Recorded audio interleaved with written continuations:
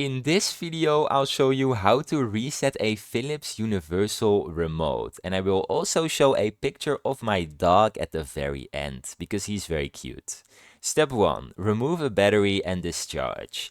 Take out one battery and press any button to completely discharge the remote. Then wait 10 seconds. Then reinsert the battery. Put the battery back into the remote. The LED should blink twice. Step 3. Press 2 and 8 together.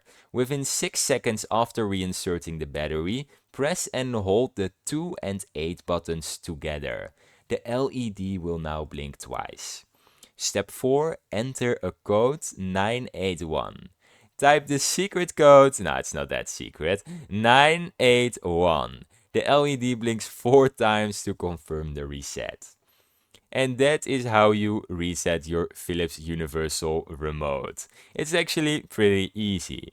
And because you made it to the end, here's a nice picture of my dog. Thanks for watching, subscribe.